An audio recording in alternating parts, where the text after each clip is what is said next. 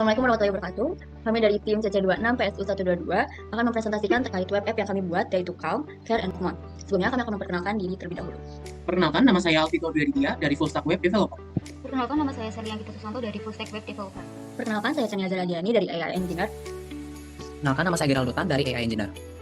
Perkenalkan, nama saya Sarul Kandani dari Data Scientist. Perkenalkan, saya Nur Bidatul Mautia dari Data Science. Baik, kita masuk ke bagian pertama, yaitu latar belakang, di mana saya akan membahas tentang fenomena umum terlebih dahulu, di mana perkembangan teknologi digital membuat penggunaan aplikasi pengelola aktivitas semakin meningkat. Namun, di sisi lain, setiap individu memiliki kapasitas energi sosial yang dipengaruhi oleh aktivitas dan interaksi sehari-hari. Nah, salah satu konsep yang menggambarkan kapasitas sosial individu adalah social battery, di mana social battery tersendiri merupakan konsep yang menggambarkan tingkat energi sosial seseorang dalam menjalani aktivitas dan interaksi sosial sehari-hari. Kemudian, salah satu sumber informasi yang dapat mencerminkan penggunaan energi sosial adalah Google Calendar, karena berisi jadwal kegiatan, pertemuan, acara sosial, dan waktu luang yang dijalani oleh pengguna yang dapat dipakai oleh sistem untuk memperkirakan kondisi social battery pengguna. Nah, selain dari social battery, kondisi emosional pengguna juga menjadi salah satu faktor yang penting. Maka dari itu, di aplikasi ini juga menyediakan fitur prediksi mood dari teks pengguna menggunakan analisis sentimen dan emosi yang dicatat oleh pengguna pada catatan, jurnal, ataupun pesan yang ditulis oleh pengguna. Kemudian setelah memprediksi mood, maka akan dihasilkan support message berdasarkan teks pengguna dan hasil dari prediksi mood. Meskipun berbagai penelitian telah membahas tentang prediksi mood ataupun pengembangan sistem pendukung kesejahteraan pengguna lainnya, masih juga terdapat beberapa keterbatasan seperti pada penelitian-penelitian yang ada di slide ini, di mana pada ketiga penelitian ini masing-masing ada gapnya tersendiri, di mana pada penelitian satu, dia itu hanya sekadar prediksi mood dari teks. Kemudian untuk penelitian kedua, dia itu tidak ada fitur social battery maupun support message. Begitu juga dengan yang fitur ketiga, dia itu tidak bisa memprediksi mood dan hanya bisa dan social battery. Nah, di samping dari gap penelitian juga yang telah diidentifikasi, pengembangan aplikasi ini juga didukung oleh analisis tren pasar aplikasi tracker aktivitas yang bisa dilihat pada gambar berikut. Dapat dilihat di mana setiap tahunnya itu mengalami peningkatan yang signifikan.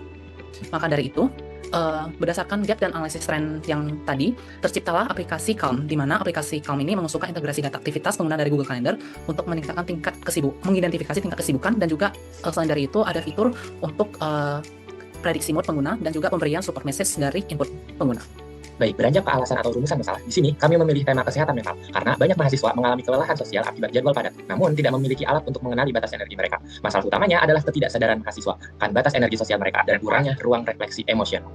Maka dari itu, Calm hadir untuk menjawab permasalahan tersebut dengan dua fitur utama, yaitu social battery dan mood jar. Fitur pertama adalah social battery. Fitur ini membantu mahasiswa agar sadar akan batas energi sosial mereka. Fitur kedua adalah mood jar. Lewat fitur ini, user dapat mencatat suasana hati harian mereka. Setiap catatan akan dibalas dengan support message yang dikirim melalui WhatsApp atau email. Dan apa dampaknya? Respon personal ini membuat user merasa didengar dan diperhatikan. Secara perlahan, hal ini membantu membangun kebiasaan positif dalam menjaga kesehatan mental. Untuk yang selanjutnya yaitu perbandingan dengan aplikasi atau produk yang serupa. Di sini terdapat dua aplikasi yang memiliki kemiripan, yaitu yang pertama, aplikasi Calm Sleep Meditate Relax, yang fokusnya itu meditasi dan relaksasi, yang secara tidak sengaja itu hampir mirip dengan web app yang kami kembangkan, yaitu Calm, Care, and Life Mode. Kemudian selanjutnya yaitu aplikasi Dailyo, buku harian mood, yang fokusnya yaitu pencatatan mood dan aktivitas harian. Apa sih elemen yang masih kurang dari aplikasi sebelumnya? Untuk yang aplikasi Calm itu tidak ada fitur yang bisa mengukur seberapa lelah pengguna akibat terlalu banyak berinteraksi sosial. Kemudian yang Dailyo itu tidak ada pesan dukungan atau support message yang dikirim langsung ke pengguna sesuai kondisi emosinya. Kedua aplikasi tersebut sifatnya masih pasif dan pengguna hanya bisa mencatat dan melihat grafik moodnya, tidak memberikan respon atau tindakan apapun. Kemudian apa sih perbedaan dua aplikasi tersebut dengan web app yang kami kembangkan, yaitu untuk fitur sosial baterainya itu bisa mengukur dan melacak tingkat kelelahan sosial pengguna setiap harinya berdasarkan data. Untuk yang fitur mood jar, selain mencatat mood, sistem langsung mengirimkan support message otomatis ke email dan WhatsApp pengguna. Dua fitur tersebut dibuat khusus untuk mahasiswa yang sering menghadapi tekanan akademik seperti jadwal perkuliahan yang padat, deadline tugas, dan lain sebagainya, serta dua fitur tersebut tidak hanya mencatat tetapi langsung merespon dan membantu pengguna. Oke, selanjutnya ada hasil pengembangan produk, yang di mana di sini teman-teman bisa lihat terkait tampilan dari produk kami. Pertama, itu kita harus sign in dulu, di mana sign in-nya sendiri itu kita bisa sign in dengan lewat dua cara, yaitu teman-teman bisa langsung sign in dengan email dan passwordnya, dan juga bisa sign in melalui Google. Nah, selanjutnya setelah kita sign in, kita akan diarahkan di tampilan sebagai berikut. Sebenarnya ada dua kondisi juga, yang dimana untuk user baru itu dia akan diarahkan terlebih dahulu ke tampilan mood jar, dan untuk user yang lama dia akan diarahkan ke home-nya. Nah, di sini untuk tampilan dari aplikasi kita itu sudah mencakup terkait fitur-fitur kami, yaitu social battery dan mood jar, lalu ada kalender event dan home, dan juga di bagian atas itu ada tampilan untuk profile, yang dimana pada saat profile diklik itu dia menampilkan menu untuk profile, pengaturan, temanya, dan auto light, terus logout, dan juga ada notifikasi. Nah, pertama ini untuk tampilan home-nya. Ini tampilan home merupakan ringkasan dari kedua fitur kami, yaitu social battery dan mood jar. Untuk ringkasannya itu dia menampilkan social score dan juga pesan pemulihan atau recovery suggestion, dan juga pesan pendukung, yang dimana itu pesan dukungan itu lebih dari mood jar-nya. Selanjutnya ada juga fitur kami, yaitu fitur Moodjar, di mana teman-teman nanti mengisi terlebih dahulu moodnya pada hari itu bagaimana. Di situ terdiri dari 3, yaitu baik, lalu ada buruk, dan juga netral atau biasa saja. Dan juga di bawahnya ada fitur untuk teman-teman menceritakan perasaannya pada saat hari itu. Nanti ketika teman-teman simpan, lalu aplikasi kami akan menghasilkan mood analisis sebagai berikut. Nah, dilanjutkan dengan fitur kalender event. Di kalender event nanti sudah terintegrasi dengan Google Calendar teman-teman. Jadi teman-teman bisa mengisi aktivitas atau kegiatannya di Google Calendar. Nanti secara otomatis akan terintegrasikan kepada aplikasi kami. Lalu dari Google Calendar ini, aktivitas tersebut akan masuk kepada fitur sosial baterai, yang dimana sosial baterai ini sudah terdiri dari skor untuk sosial baterai, itu kalkulasi dari aktivitasnya teman-teman, lalu durasinya bagaimana, intensitasnya bagaimana. Lalu ada juga ruang refleksinya, dimana di situ terdiri dari AI Insight, lalu ada score explanation dan juga recovery suggestion, dan di bawah ada ringkasan kalkulasinya bagaimana. Dari yang teman-teman sudah isi terkait Moodjar dan juga sosial baterai, itu nanti akan diberikan notifikasi. Jadi pesan yang dari web kami tidak hanya ada atau tersimpan pada web kami, tapi melainkan diberikan notifikasi melalui WhatsApp dan juga email teman-teman, baik dari fitur Moodjar ataupun sosial baterainya. Selanjutnya pada halaman ini merupakan demonstrasi video dari sistem yang sudah kami buat. Nah, selain itu video demonstrasi ini juga dapat diakses melalui link YouTube My Calm Test. Nah, selanjutnya pada bagian ini merupakan dokumentasi dari alur pengembangan sistem yang kami gunakan. Secara garis besar pengembangan sistem ini melibatkan 3 tim utama.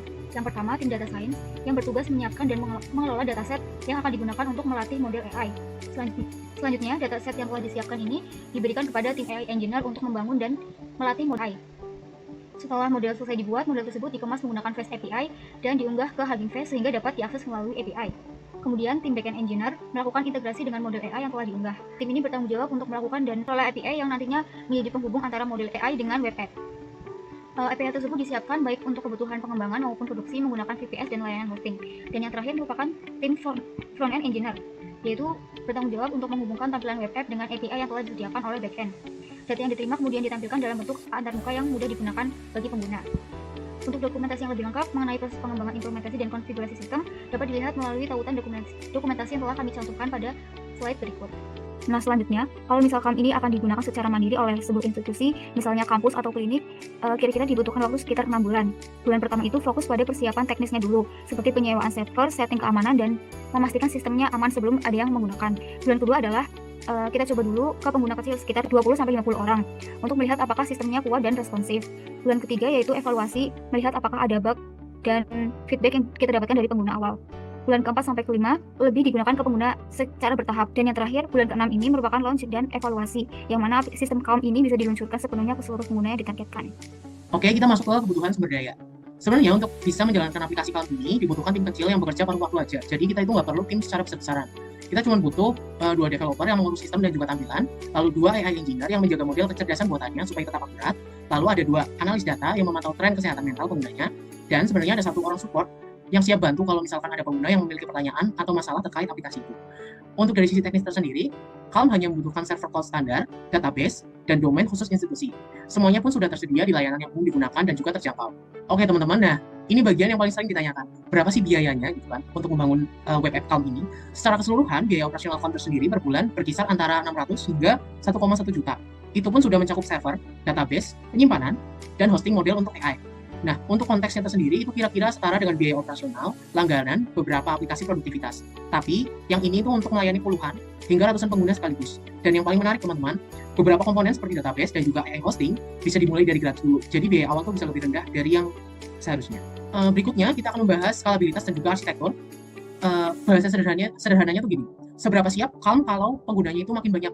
Nah, jawabannya adalah Calm dibangun dengan arsitektur modular. Artinya, setiap bagian sistemnya dari tampilan, logika, database, bahkan sampai ke model AI-nya itu bisa dikembangkan atau diganti secara terpisah, tanpa harus mengubah semuanya dari nol.